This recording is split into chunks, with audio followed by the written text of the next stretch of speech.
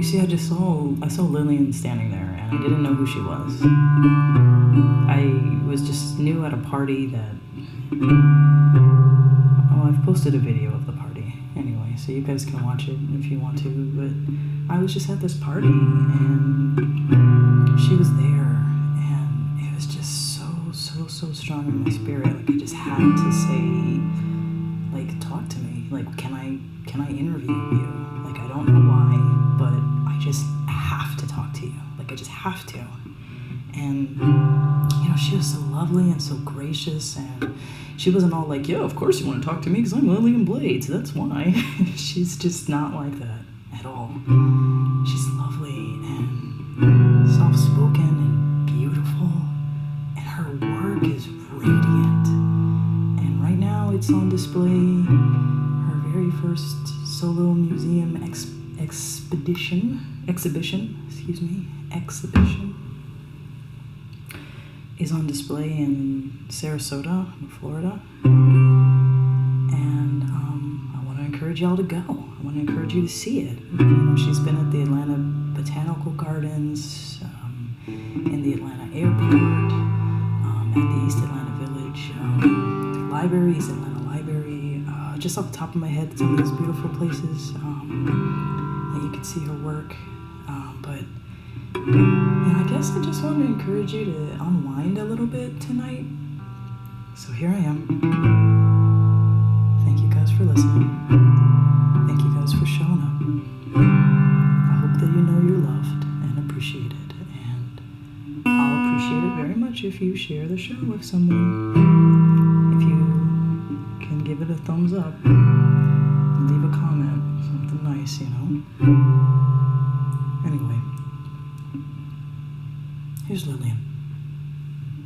I have to go back to this each time because we're standing here surrounded by just what I can only describe as the most intricate and beautiful thing I've seen in a long time with regards to art. It's 3D, it's the shapes and the colors and everything is just, it just works. And it's like, where did you know, is this something that came from your Caribbean background? Like tell me, like, what brought this here? Like, how did you It is an accumulation of so many exposures and experiences. Like I said, growing up in the Bahamas, you know, we have a parade called Chancanu. Chancanu. It's like a parade. Costumes. I shake cowbells. Okay. It's lots of color, lots of reflection too, lots of glitz, glam. It's textural.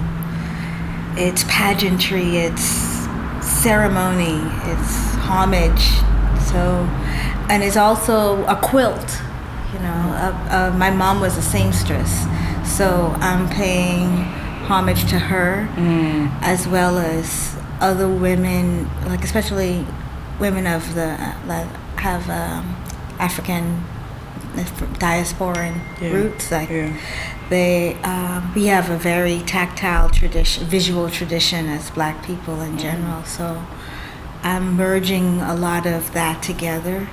So my mom also knitted and crocheted and made wedding dresses. This picture of her here is one. This is. Oh, that's your mom. Yeah. Symbolically, frames are about memory and preserving memory, like the memories I could have had with her, my mother. In my work, I wanted to honor her and my aunt and all creative women. I love that. That's my aunt who raised me, because she died in childbirth with me. Oh. Her name was Lillian Blades too. Oh. That's why there's so many picture frames in here. But they're empty.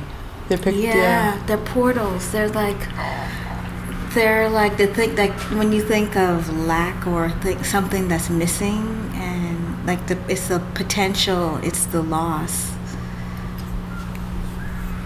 it's the potential of what could have been, but it's also that's why I put a lot of mirrors in it, so I could stay present and like reflect on where I'm at right now, because and I'm piecing things together. So I use buttons because buttons are about the effort to make a connection. The mirrors are about making a connection to yourself and my whatever, like I was around me and my current situation. So being able to see, it's timeless. Yeah. There are no hands on the clock. Oh, that's why there's no hands. Yeah, I saw the clock, but yeah. Yeah, this is called perennial, and I wanted it to be celebratory of like just who I am as a black woman as well. You know, it's like I wanted something really rich, and it felt like when I went to the Louvre and seeing all of those portraits in the big gilded gold frames, like I love that feeling of like this is special, this is honoring, like, but I'm honoring a tradition in a way of approaching art.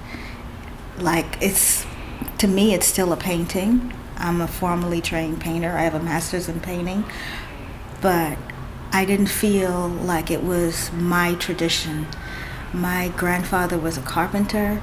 He helped to build the British Colonial Hotel in the Bahamas. My grandfather, my aunts were florists.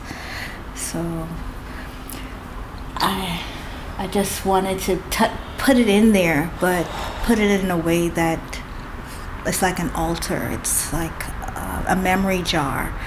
It's a memory board.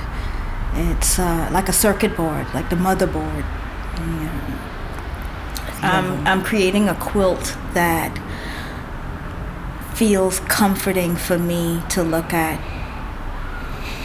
Yeah. Something that is what to pass on to in a way that is like I feel like I'm building on a tradition, but also speaking on where I'm coming from as a painter as well.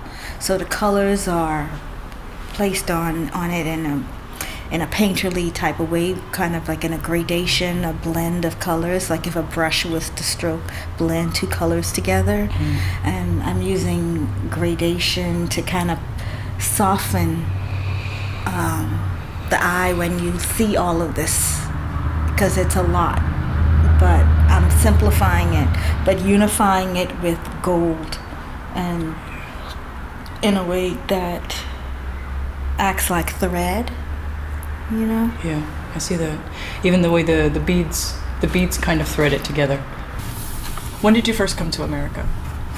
I came in 1993 after leaving the Bahamas, and I came to go to SCAD and to get my bachelor's in fine art and painting. I was there until 96. I came to Georgia State and to get my master's in painting from there. And that was right after the Olympics. I stayed in William Oliver in downtown, and I would walk to the studio at Georgia State, and I liked it. I got accepted to go to Yale, but didn't go because I liked the feeling of being in Atlanta and being. What was it that made you want to be here versus going to Yale? That's like, Yale's like, I know. Well, first of all, it was the cost too, but also I realized that I didn't have to go to Yale because I knew what I wanted to do. I didn't need to have a school validation. I know that that's what it would give, but even if it would take longer, I know that I was going to keep working no matter what, and I would get. And I want to be in an environment that felt nurturing, and in terms of, and also have easy access to go to the Bahamas too, or Delta. Yeah. But I wanted to be around more black people, and the weather is good, and I have access to getting materials easier, because I knew I wanted to focus on more tactile stuff, like found materials and the work at that point. And I wanted to study with, be around more folk art, self-taught artists too, and it felt like it was not so conceptual based in the environment at that point. It is now, but I mean, I I'm a very tactile person, and I love working with my hands. I wanted to. I'm focused more on the elements and principles of design, and just the same way a musician would use the notes and make jazz music, without words, but it would strike a nerve within you that you can't put into words. Like, I wanted it to touch beyond words. So I'm looking to create an experience, an environment for the eye to experience, and it'll be different no matter where it's at because of the nature of the mirrors too, and the way the light would play with it. So I can't help but smile personally because in my apartment where I live right now, I decided not to put a TV, and instead I put a wall of mirrors to stay present. So coming in here is a little bit like, it's overwhelming, but in a good way, because it's like, it reminds me of a weird synchronicity. My friend across the hall had I don't have a television at home either. Oh, I love that. Right? Isn't it just better? Somehow better. I do. I'm on my phone though. But, yeah, I know. But when it isn't something that is just given to you. You have to actively act. Yes. And to think. I know. Like, yeah. So for me, it's just kind of like, there's something about it that it feels spiritual. Like, I feel like spiritually drawn. Like, I know. I guess I want to ask you, like, to your light. It's weird, but like, it's almost like I want to ask you, like, what is it that keeps you light? And you have for me, what I experienced the small time of knowing you, but you have a sort of I want to say like a lightness to you, and I don't even mean like illumination, like the actual light, but sort of like a lack of heaviness. That's what I That's pick interesting up. that you say that. I never heard it put in words like that. I understand what you mean though, but I think it's keeping that excitement that I've had as a child, and being excited about the work. Back then it was my pack of Crayola crayons and organizing it and being excited about the possibilities of what I could do with those crayons. But now I'm playing with so many different materials, not just paint. It's like collage type material, mosaic materials, stained glass materials, things that, and that's how, and wire, fabric, patterns, paper. It's so much stuff. Objects that hold memory and patina. It's a way of painting with so much more than just paint. And I'm excited about that. So I get to do that and think about a way of building a visual language that is my own in a way. So I like working. For me, that's a visual artist. Like, anything in the world could be a possibility. It could be a canvas.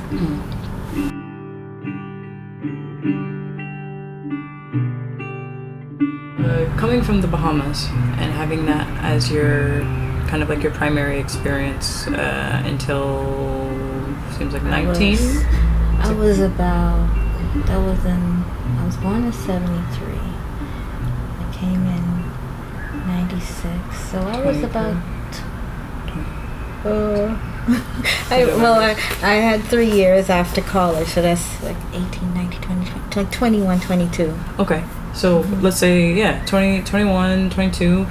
So that had been your primary kind of like experience, being Bahamian, living in a country where it's mostly beautiful brown skinned people, things like that, and then coming to America. I've only been to Miami a couple times, and I haven't done a lot of traveling before then.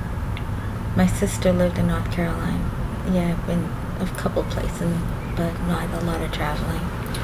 how did it feel to you? Like, what was it like to be a person of color coming from a country where there's mostly people of color to then coming here? Like, what was that? It was how did interesting. That feel for you? There was a difference. I remember, like, okay, I applied to go to SCAD, and I got accepted. I was so excited because it was nowhere I would have been able to go to college. My mom, my family didn't have the money for me to go to college. So I knew if I went, I would have had to pay for it myself. And SCAD was like $40,000. And I mean, I should say exactly, but that was, for me, that was like, oh, I don't think I'm going to be able to go. But I got a scholarship for $10,000. And then my professor at the College of the Bahamas, Antonius Roberts, he said, you can do it. You can just paint and we'll auction your work off. And he auctioned, another artist, Brent Malone, they auctioned my work off with a few collectors. And I was able to, I raised like $21,000 from selling about 40 pieces that I made during the summer, and I got a scholarship from the Life of T Foundation. So I was able to go, and while I was in school, I'm getting sidetracked. No, tell me your story. It's kind of long because you asked about the feeling. No, tell me. Well, when I got there, I'm excited. The feeling I got from being, as soon as I got there, was like Hansel and Gretel type of feeling in Savannah, Georgia. Sunday, it felt like Sunday every day. The way how the Spanish moss is coming from the trees and the azaleas it just was beautiful. The cobble streets and the architecture is so like historical, and I noticed the black people were really they did not feel as there's an empowered feeling, I feel like, what I get, like, I mean, there weren't a lot of well-to-do black people that were like in the downtown area. Like, there were people that just like regular workers, right? So I'm noticing that I don't see a lot of the black folks who have the confidence that they've gotten from maybe going to college and coming back, or like being in higher positions in the country, like growing up in the Bahamas. So I'm looking at people on the bus stop, and they're very different from the white people that are or that working around. And I felt the difference. I didn't feel as much that growing up at home. There's this lady that I got to know a few. I went to church there too, and I got to feel that. But it's very much like home. I went to a sister church called Berean Bible Chapel, and it was a sister church to Grace Gospel where I went in the Bahamas. So I had a connection, and I was able to see and go have dinner with people that live there. So I got the feeling of that hominess that I felt at home. You know, it wasn't around on the campus. So I got to meet Dr. George Johannes. He taught African American Studies at Savannah State College, and he introduced me to the work of Roland Freeman, who focused on Southern art, quilt makers. He did a book. What's the book called? Well, it's a book. It really summarizes the quilt making by African Americans in the South, mainly from Virginia down south. And I looked at the quilts of Geese Bend, and they just started making documentaries and seeing exhibitions like Soul Grown Deep. That was at Pond City Market, City Hollies. There was an exhibition, and I got to meet artists like Lonnie Holly, and we became really good friends as well. But I got that, I'm going a little ahead, but that's what attracted me. that it felt like it was still deeply rooted in the soil, but transplanted right from Africa. And I was seeking that type. It felt like the pull was stronger then than it is now. The division between, like, the what do you mean, the pull? Oh, it's so hard to explain. I see as time go by, like, it's been about maybe 25, 30 years from when I was a student. But it was really,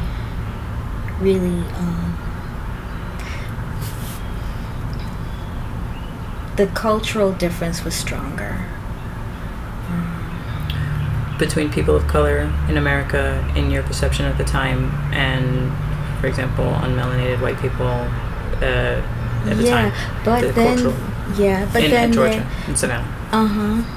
But there's a merge of that happening now, and the connection, I feel, is more of a spiritual connection that is beyond just skin color now.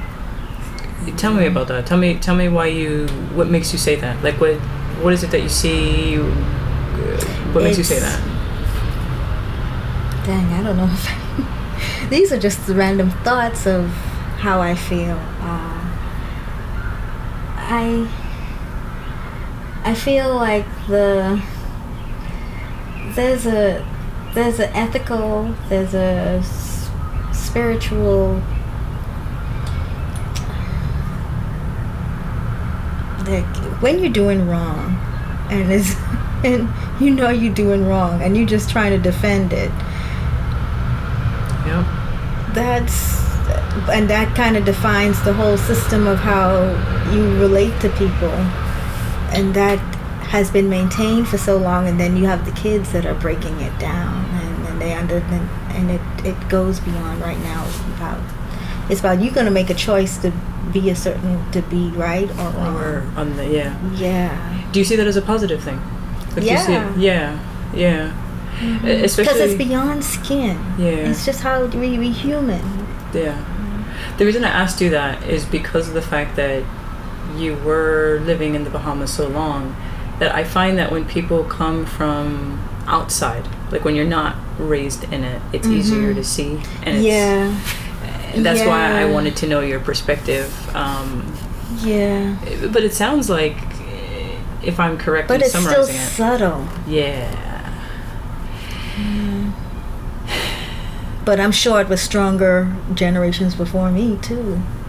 I mean, that's why I started doing a lot of research on it. I started, the Sankofa symbol became important for me, like to understand your past so you could know your future. That just kind of like not to be desensitized. Like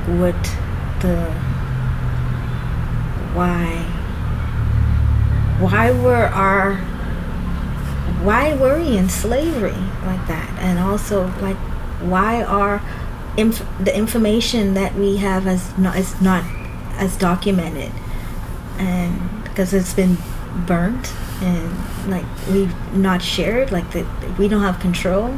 But I mean, it's like all of those things have been kept from us, and we have to actively try to find this information. It's not given to us in the educational system. Even with food, just in general, with food and how to nurture yourself, you would think that you go to the food store and be able to nurture yourself. No, you got to take the time to educate yourself on what to put in your body. And most people don't have the time to do that because they're in this new form of slavery, I guess. You know? Yeah. And they're exhausted. I see it, and exhausted, and just trying to maintain and keep up. Yeah, I feel privileged to be an artist, actually, to be able to create and think and seek information and have the resources to be able to do so. Yeah. You know, that's something I don't take lightly. So I don't waste time. I'm educating myself on every area, and so that I can be able to help myself so that I can help other people. Like, I don't know exactly where that route is, but I know the mirror is something that is everybody needs to look in the mirror and ask questions. And so I'm using it symbolically, but also to also be able to create an environment that feels good, that's comforting to me, like a quilt would be comforting to be under, you know. And this is something that feels ancestral to me as well. Your work is like a visual quilt, though. I'm sure you know that. I'm sure that's what you. It's a memory board. Yeah. It's comforting though in that way, like for me, because I don't know if there's anybody. Maybe loads of people tell you this. Yeah, that's why I put like these quilted little patches. I want it to feel. It feels comfortable. But it's also home. It's also the Bahamas. Yeah, it's also definitely. Africa. Yeah. It's also the ocean, the South. Yeah. I'm using objects that trigger me and my memory, like that jar right there. Like you know, that's an old thing to be able to put a hole in the metal screw top of a jar and keep your money in it. Just like that triggers my put it in as a child. And you put it in, and then it goes ding. Little things. Yeah. Things that would be around the house, or jewelry, or you know, like those crabs up there are. We have a saying called crabs in a bucket. But they're free here. I like that. I see that. Okay. I see it as like an abundance scape. I like that. And the one of those crabs is very gold. Like, it's very golden. The one on the top, in my opinion, like from where I'm at, it looks just like, yep. Yeah. We're just like abundance. I love that, actually. They're free. Mm-hmm. So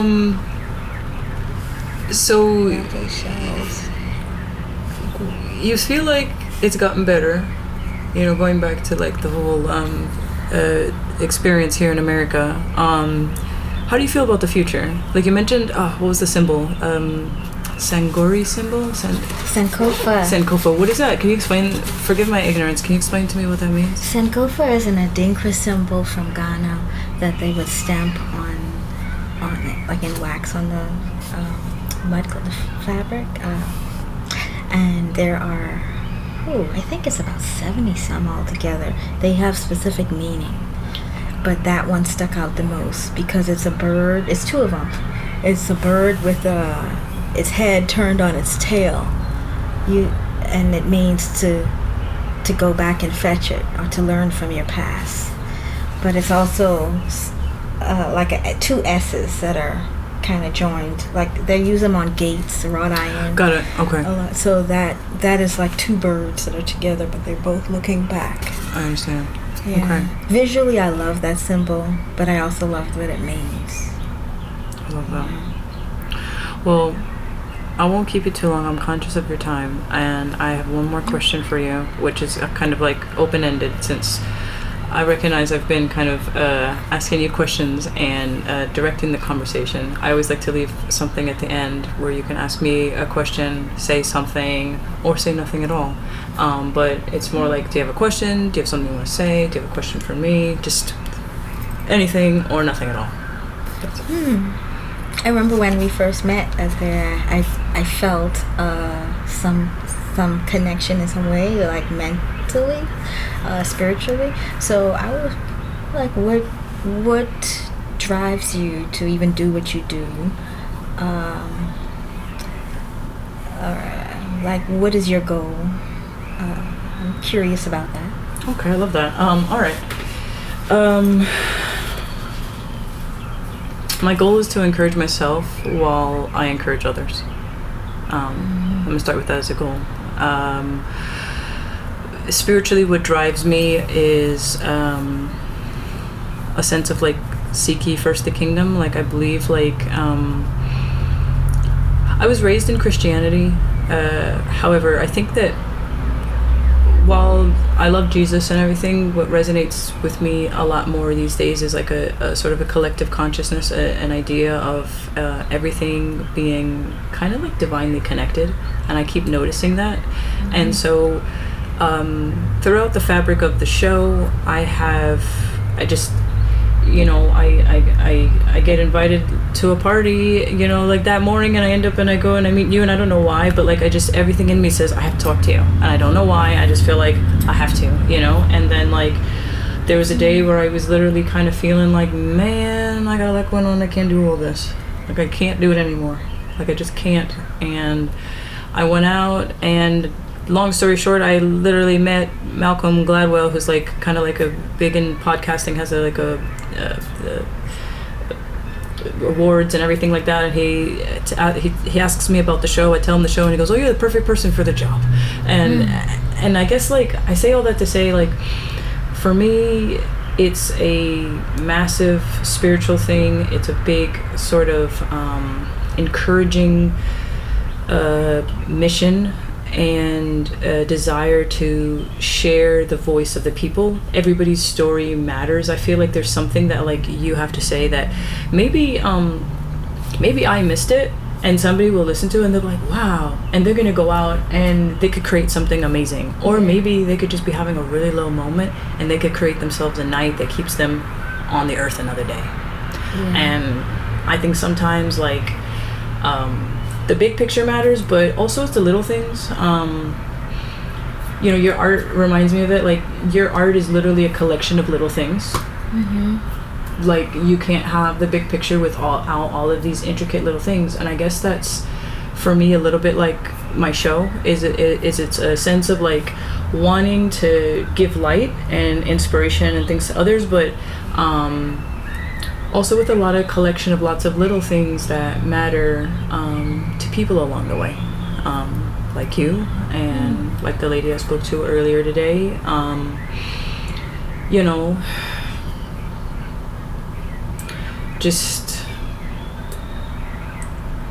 I think just to let people know that everything isn't shit. Not everything is shit, because like these days it's a lot of trash, and you get a lot of it, and there's a lot of really people sometimes not doing the best, and we hear that on the TV, which I don't like it so much. You just hear lots of negative stuff, and it's like, hey, sometimes you just gotta unplug that one. But then sometimes you're bored, and what if you're bored and you want to unplug, but you don't want to fill yourself up with trash? You want to just to hear something a little bit more encouraging, maybe a little bit different. So that's what I'm doing. Well, it's shining a mirror on life and people's journeys and experiences, and then hopefully you can relate and see that there is maybe a parallel in the mind or in the spirit. There people are journeying and their own taking different paths, but it may be parallel, and we can all kind of help guide our journeys together. So that one. And I feel like there's a lot of people out there who are on the journey, and who sometimes, I don't know about you, but for me it's really encouraging even meeting you and like meeting people where I'm just like, oh, okay, I'm not alone out here trying to lift up the that's a good thing about I do a lot of listening to things. Like I haven't really gotten so much into podcasts, but I've been doing YouTube and Instagram, and I mean the searches just lead to so many different things, and while I'm working I get to do all that at the same time. I could listen to stuff like audibles.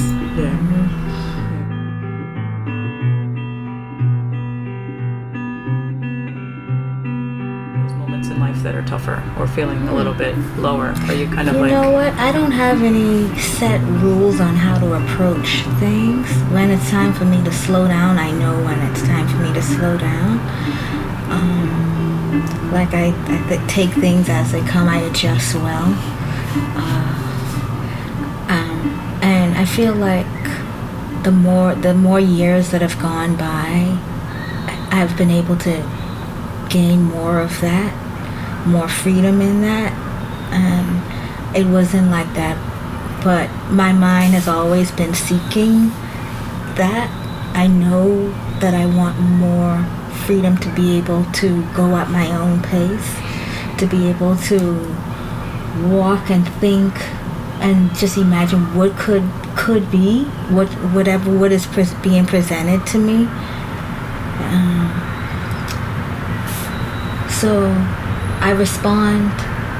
I don't really have a set agenda. I don't want to have a set agenda. I mean, I have a certain type of pattern or a slight formula in the way that I work visually. Okay. And I've created some symbols that mean certain things to me. And I'm using basic elements like circles or ovals, rectangles, and squares mainly. Not so many triangles right now, but those are basic elements. That's when you talk about shapes. When you talk about lines, I'm seeing the lines kind of like a raining, like the wind blowing the rain. I like the flow. I'm looking at it like brush strokes, but I'm seeing it more like energy movement.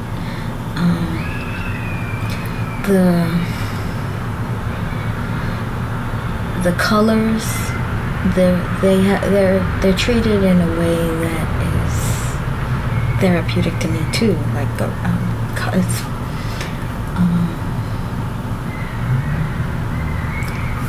I mean, I don't know exactly how to describe it, but I know what it feels like.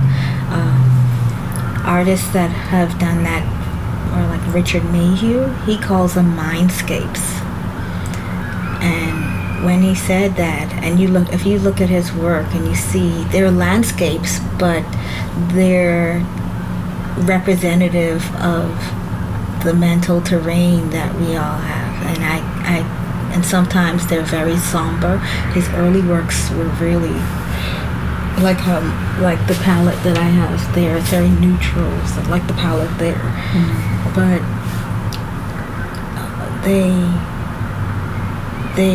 feel like you could close your eyes and see the landscape in your mind. Like they're represented visually of what the mind could feel like.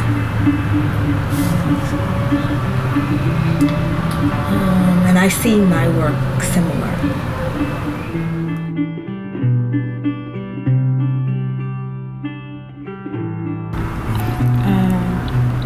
This is just interpretations of plants that were around me, like a philodendron.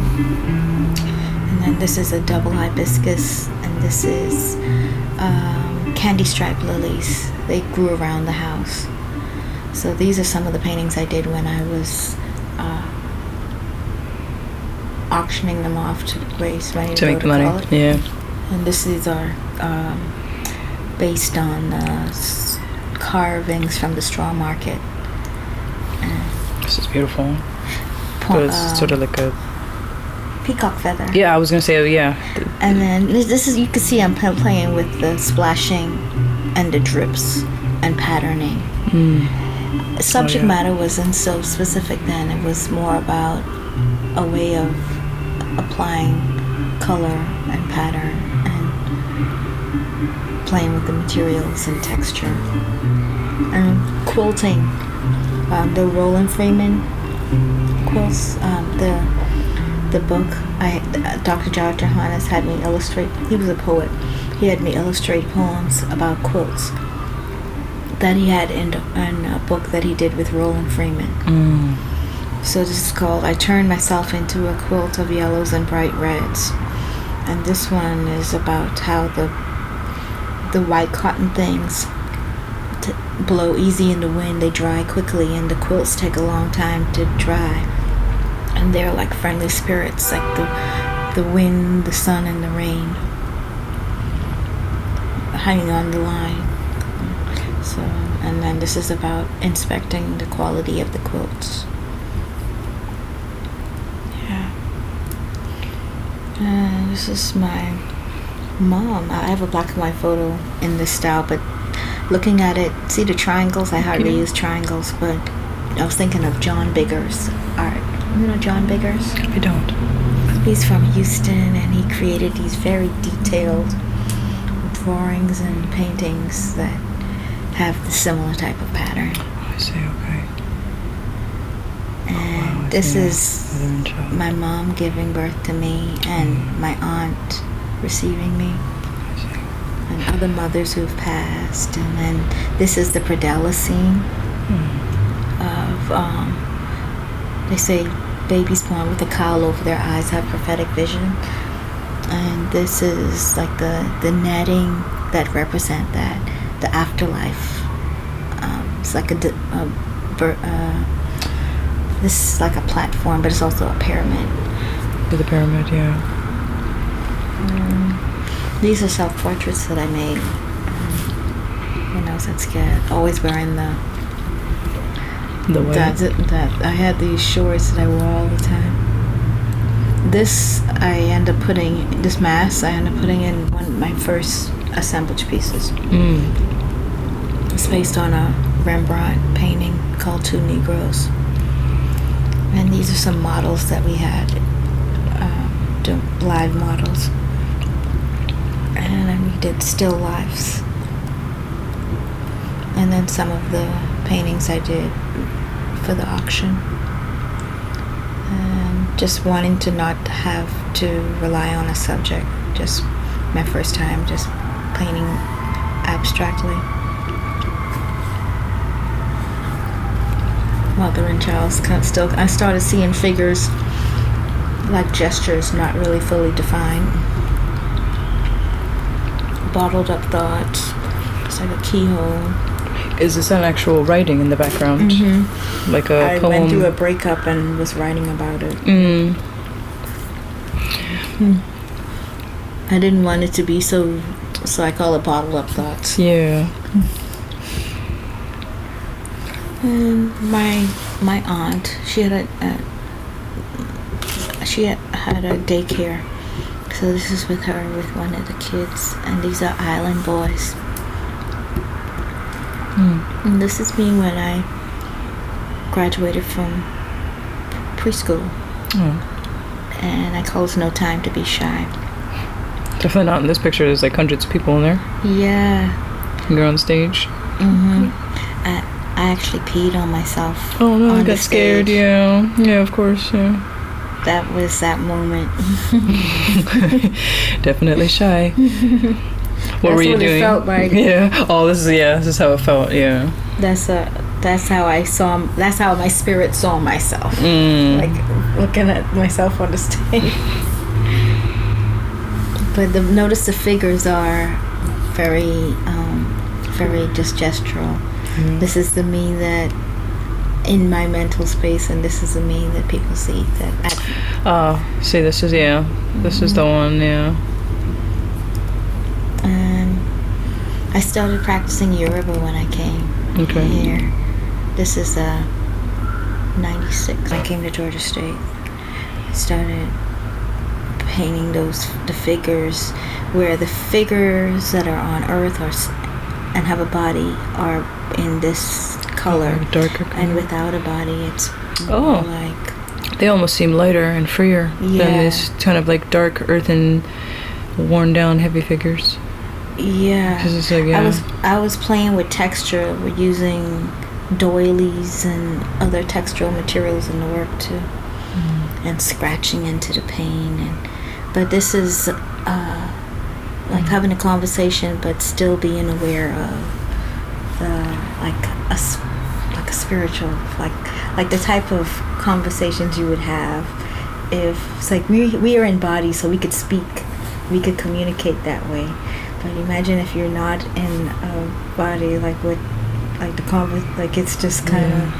Like a spirit, like the spirits, like almost like speaking without having to. It's a privilege for us to be able to communicate, to speak and have our senses engaged and experience emotions and feelings and the highs and the lows. You know, being in this body. That's true. I know. Say that again, though. Say that again. Say that again, though. So we gotta nurture it to be here and really enjoy it. Yeah, I know. It's true, though. It's like being disconnected from your spirit. From your spirit, yeah. And is this like a face? It almost looks like a face here. Or is that like not purposeful? I just saw it like as a separation. I kind of maybe just smudged, yeah. And then this is just kind of just being reflective.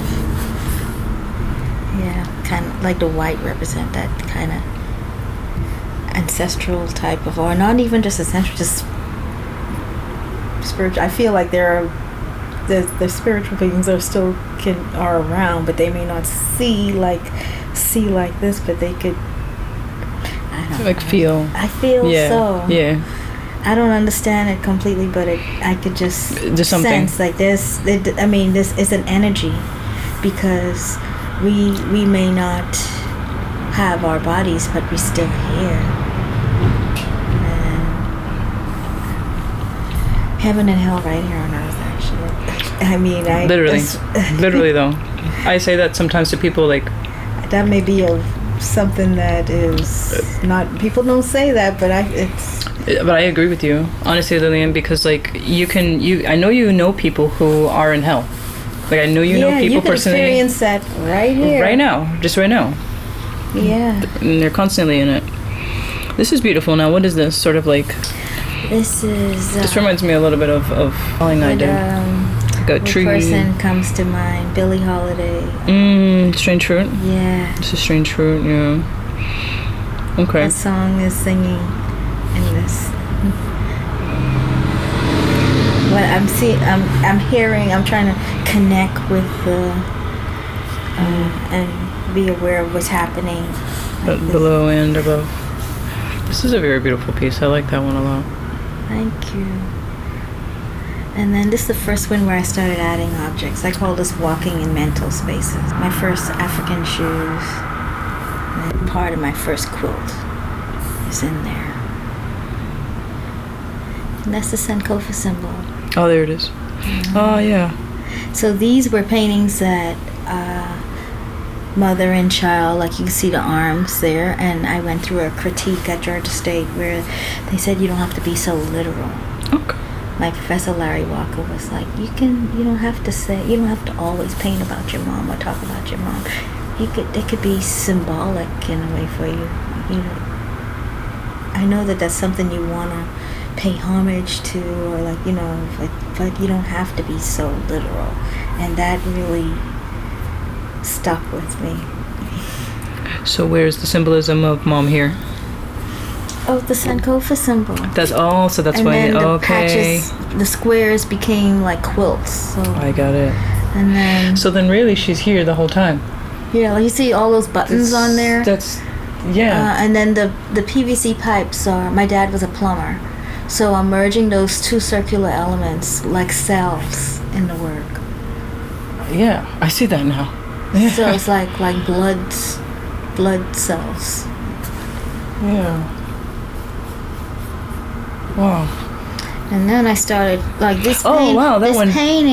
These paintings, I was influenced by artists like Hans Hofmann, who is an abstract expressionist painter. And then I started cutting them up and sewing them onto another painting. So I would stitch gold thread around the edges and button them onto another panel, onto another painting. Oh, wow. And then I took it off the stretcher altogether and started sewing it with clothing so that it would be like like a painted dress. The paintings came off the stretcher. There are 3 of them. And then I added baby dolls and floral pieces because my aunt had a daycare and she was a florist. So I believe in like, I feel like in families in Ghanaian culture, or like if you're born into a family that was a metalsmith, you'll most likely become a metal. So I feel like I'm kind of piggybacking on what my mothers did, my aunt who also raised me too. So I want to pay homage to it. So this is my way of merging my painting with the dress, and also my aunt who was a No, she was the seamstress was the dress, and then my aunt Violet Ellis, she had a daycare, and then a florist. Yeah, my dad's mom and grandmother were the first florists in the hotels in the Bahamas. Oh, wow. But this is the first time I quilted the paintings together. So they're this is a bad picture, but they're joined together with hinges and using nails and wire to wire them together. And then the niches became spaces for me to include objects that were either from Africa, the Caribbean, or the South that felt like I had some connection to, or should have a connection to. And that mask I was holding, I made those from him. So this is like a clock going anti-clockwise. That's the Sankofa bird. And so, yeah, this is a better picture because I got a better picture of this one when it was shown at the Hammond's house. Because this was from the same time period from the slides. I see. Yeah, the quality isn't as good with the slides, but yeah. This one was when I was pregnant with my daughter. She's 24 now. I graduated in 2000 from Georgia State. And while I was pregnant, I did not want to work with color. I felt like it was like a transitional period. And so I made all of these canvases that are white, and I treated them texturally and using objects for the texture. So this is really pretty. It's very different, all white and yeah. I created lots of different. My thesis show was called Return to the Womb, and I hung 500 yards of gauze to create a womb-like space that you would walk into, and then I had all the canvases on the ground. So it was like it would be like a birthing when it come out. It would be full color when it come out. That's lovely. Yeah, and so this is what. Oh wow! Look at this now. It's color. Yeah. Yeah. So at that time I was collecting the fabrics from clothing, and I would cut them up. So the act of cutting the clothes and dissecting the clothes is like looking back. So and repurposing them so that they become like paint. Notice that the frame has always been a big part of it, but then I started making my own frames as well. Are you making these frames that you put in? Some of them. Some of these you made? Wow. Some of them have a base, like they have, just to give that square quality. I used some of them have canvas on them, like this one, like these. You see the canvases are on top of the panel. That there, like these ones here. Okay. Those were the canvases that would have been covered with the fabric. Got it. Like they started. I love this bold, bright colored palette. All the colors were like super saturated at that point. Yes. These are like, I wanted to do big pieces, so I rented the house next door, and in each room I had a blue room, a red room, the earth tone room. So I would make canvases that like just two pieces of a tutu and join them together, and then I would cover it with canvas. And then fabric, gesso. Like hundreds and hundreds of canvas you made. Yeah. Looks like. This is my your daughter? Yeah. She's 24 now. Yes, Aya. Oh, yeah, Aya. And then this is in the Bahamas. I was working on this for the National Art Gallery, so that I would join it with staples and screws in the back, like any way necessary to put it together. These are symbolic. This is called colonialisms and Africanisms in the Bahamas. Like the judges wear those wigs. So that's what that one is about. Yeah, I see that. And that's my first quilt. That's the ankh. And then this is East meets West. And then That's a portrait of a family. The white dress comes back again, but it's that basic composition, very graphic, but still earthy, and it still feels like it has the way how we would use pattern and mix it up.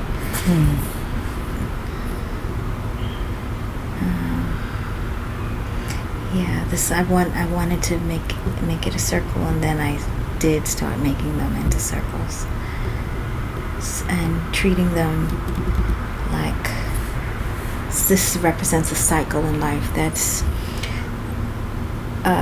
like the child, the adult, the elder, the ancestor, and these were on 4 walls in a small room, and I had a veve on the ground, and I wrote what each one represent. So this would be dawn, noon, dusk, midnight, spring, summer, fall, winter. Oranges will turn into reds, and purples will turn into blues and greens. So it's really pretty. So everything is breaking down to deities from each religion. Everything could be broken down into those four moments of the sun. Robert Farris Thompson. Numbers, everything. And then I started getting into mold making, casting in resin. So all the buttons I was collecting and using in the work, I wanted to use them as texture because of the way how we would use buttons. And when you look at, you see that book called African Ceremonies? Yes, I do. Yeah. By Angela Fisher. They when you look do you want me to get it? I can grab it. When you look at the colors and the textures and the patterns of the African ceremonial arts, you'll see the inspiration of it. Oh wow, I see it. Okay. But all over Africa, this jar, like that. It looks like the cover. Yeah. What do you call this sort of, I don't know how you call it, like the way that you decorated even the jar here, like on the outside. Like, for example, it's very reminiscent of this. It's like a memory jar. Memory jar. That we would put on graves in the South. They would take these clay jars, I think, and or even glass, and cover it with glue or putty, and then you put objects like watches, jewelry, things that belong to the person who had passed and then they would put it on the grave. So that's this is a candy jar. So I wanted it to feel like it was candy, like candy. Like we had the thing where you open it up and you go 5, 10, 15, 20, just to count the candy. Yeah. And that's the feeling that I got. It was in a show called Sugar. I love that. She wasn't all like, yeah, of course you want to talk to me because I'm Lillian Blades. That's why. She's just not like that at all. She's lovely and soft-spoken and beautiful. Yeah, and then if you look at Lukasa memory boards from the Luba people in West Africa, they are, let me see, Lukasa, Lukasa, Lukasa memory boards. Do an image search for that and you'll see this type of texture. Yes, it's sort of like, what do you call that? Like, I don't know. Are they graving that in to the board? No, they're using nails. It goes on the outside. Okay. They're nails and washers and things on like a wooden board. Wooden beads. Yeah, it's very pretty. But it's like a map of the village. Oh. So I see it's kind of like a circuit board. Oh, that's great. Yeah. So that's been an inspiration too. I don't know a lot. There's not a lot of information. I see they're like you see them in museums and stuff, but that's why I say a lot of our information has been lost. But when you find and read up about it, they don't have a lot of information. I mean, I haven't been doing serious like research. Deep dives, yeah. But I don't feel like I have to. This is something that was done many years ago, and I mean, yeah, I'm not saying that it's something that I shouldn't, but I just haven't done in-depth deep research yet. But I feel like just by looking at it and I connect to it visually, like how you listen to John Coltrane's jazz music and something that hits you and you feel it, you may not necessarily have to put words to it. Like when I see those memory jars, it's like something about it just feels good to me. And that's what I'm aiming for when I'm putting the work together. Yeah, I like that. These are eyes, I have mirrors, I have buttons, so that's all about connection. And this is you could open it up and keep things in there like something special. Making like faces out of objects, but it's not. It's like making a connection, but this is more. I see that. This is kind of like two eyes and a nose. Yeah, they're all from like just things faces. I found like on the ground in the street, and then I started using actual eyes.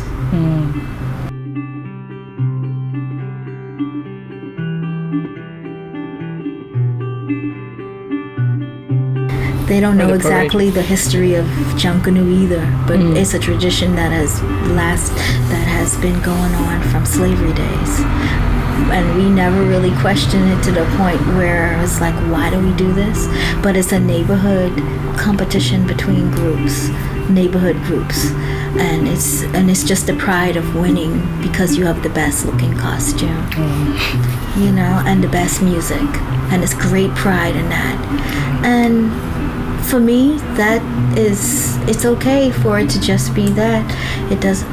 It's sad that we don't know all of the details, but the fact that it could bring the community together and we spend time creating in a competitive way, but it's keeping the visual culture and tradition alive. Yeah.